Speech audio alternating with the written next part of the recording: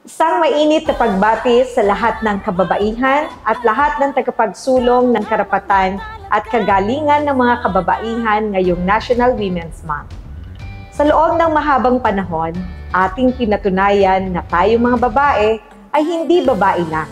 Higit sa pagiging babae, marami sa ating hanay ang nagtagumpay sa politika, batas, medisina, negosyo, sining, agham, sports at iba pang larangan. Ngunit sa kabila nito, nakakalungkot na malayo pa rin tayo sa inaasam na pagkakapantay-pantay. Bilang isang babae, alam ko ang realidad ng isang bata o di kaya ng isang dalagang nagsisikap mag-aral at abutin ang kanyang mga pangarap. Ng isang ina na sabay na nag-aaruga sa kanyang mga anak at kumakayod para sa pamilya.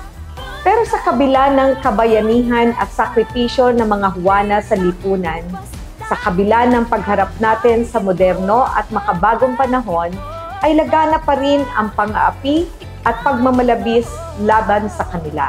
Kaya naman, ang pamahalaang panlalawigan sa pangunguna ng inyong lingkod ay nakikiisa sa hangarin na ipaglaban ang pantay na karapatan ng mga kababaihan at bigyan sila ng kapangyarihan upang maging katuwang sa pagtayo ng isang asensado at malusog na lalawigan ng Quezon.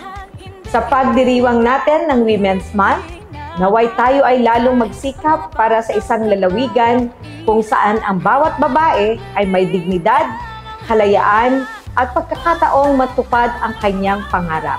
Tayo ay babae, hindi babae lang. Magkaisa nating itaguyod ang lipunang patas sa bagong lipunan.